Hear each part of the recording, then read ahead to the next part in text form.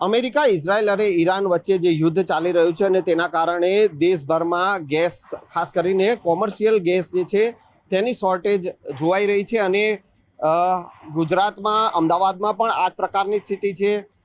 Restaurant જે સંચાલકો જે છે કે જે રેસ્ટોરન્ટના માલિકો છે તેઓને ત્યાં પણ કોમર્શિયલ ગેસની અછત જે છે તે જોવા મળી રહી છે અને નાના રેસ્ટોરન્ટના માલિકો જે છે તેઓની હાલત જે છે તે ખસ્તા જોવા મળી રહી છે। હાલ અમદાવાદના વસ્ત્રાલ રિંગ રોડ ઉપર આવેલી પુરોહિત પોલ રેસ્ટોરન્ટમાં છીએ અને ત્યાં હું આપ જે જોઈ શકો છો કે કોમર્શિયલ ગેસ જે છે તેઓને મળવાના બંધ થઈ ચૂક્યા છે અને તેના કારણે આ ગેસ જે રેસ્ટોરન્ટના માલિકો, સંચાલકોએ જે છે કોલસા પર આવી ગયા છે। કોલસાની સગડી પર જે છે તેઓ હવે રેસ્ટોરન્ટ ચલાવવા પર મજબૂર બન્યા છે કારણ કે કોમર્શિયલ ગેસ તેઓને મળવાના બંધ થઈ ચૂક્યા છે। 5,000 રૂપિયા આપતા પણ ગેસના સિલિન્ડર છે તેઓને મળતા નથી અને આ પ્રકારે તેઓએ કોલસાનો સ્ટોક કરીને રાખ્યો છે જેથી કરીને રેસ્ટોરન્ટ જે છે તે ચલાવી શકાય।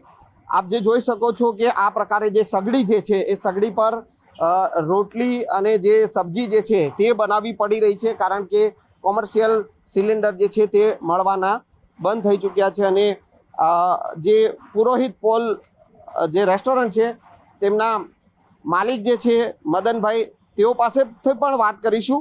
એક ચૂલો જે છે તે બહારની સાઈડમાં બનાવે છે એ પણ હું આપને બતાવવાનો પ્રયાસ કરીશ કે આ સ્થિતિ અત્યારે નાના રેસ્ટોરન્ટ સંચાલકો જે છે, જે મોટી રેસ્ટોરન્ટ અને મોટી હોટેલો છે કે ત્યાં ગેસની લાઈન છે અને ત્યાં તેઓને તકલીફ નથી, પરંતુ અમદાવાદમાં એવી ઘણી નાની રેસ્ટોરન્ટ છે કે તેઓને તકલીફ પડી રહી છે કારણ કે કોમર્શિયલ સિલિન્ડર જે છે તેઓને મળી રહ્યા નથી અને ઘણી એવી નાની રેસ્ટોરન્ટ છે કે તેઓએ રેસ્ટોરન્ટ બંધ કરવી પડે તેવી સ્થિતિ પણ આવી ગઈ છે।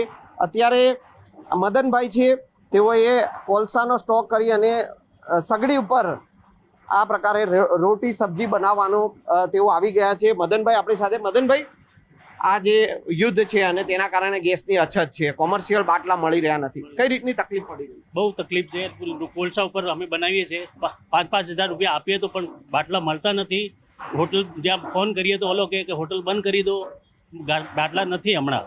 એટલે કેમ હમણાં અમારો ધંધો ચાલુ રાખવા માટે અમે અમારી પ્રયાસ કરીને કોલસા અને લકડી જલાવીને અમારું હમણાં થોડું ચલાવીએ છીએ કેમ કે સ્ટાફ જે માણસ છે એને હમણાં ધંધો બંધ કરીએ નહીં, કાલે ઉઠીને માણસ જાય તો પાછા મળતા નથી, એટલે માટે અમે કોલસા ઉપર બનાવીએ છીએ। કેટલો સ્ટાફ છે માણસનો અહીંયા? 12 માણસ છે।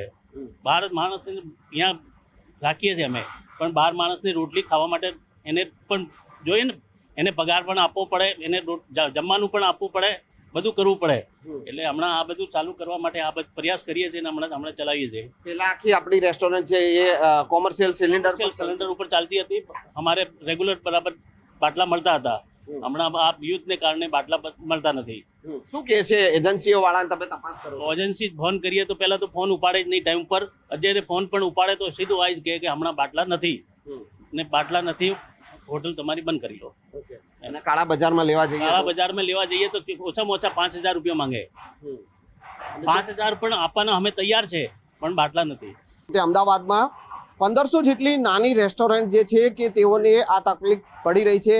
રેસ્ટોરન્ટ હોય કે નાના ખાણીપીણી બજાર હોય, એ તમામ લોકો જે છે તેઓને આ પ્રકારની તકલીફ છે કારણ કે તેઓને કોમર્શિયલ ગેસ સિલિન્ડર મળતા નથી અને આ મદનભાઈ કે જે પુરોહિત પોલ રેસ્ટોરન્ટના સંચાલક છે ને તેઓએ આ પ્રકારની સ્થિતિ જે છે કે જે સગડી પર અત્યારે રોટી સબ્જી બનાવવી પડી રહી છે કારણ કે તેઓનો જે સ્ટાફ છે તેઓને સાચવી રાખવો છે કારણ કે જો એકવાર સ્ટાફ જતો રહે, એ ડાયવર્ટ થઈ જાય તો એ સ્ટાફ મળે નહીં અને પોતાનો ધંધો પણ જે છે તે પડી ભાંગે અને એ ધંધાને જીવંત રાખવા માટે અત્યારે તેઓએ કોલસાનો સહારો જે છે તે લેવો પડી રહ્યો છે। કેમેરામેન હરીશ શર્મા સાથે સંજય ટાંક, ન્યૂઝ 18 ગુજરાતી, અમદાવાદ।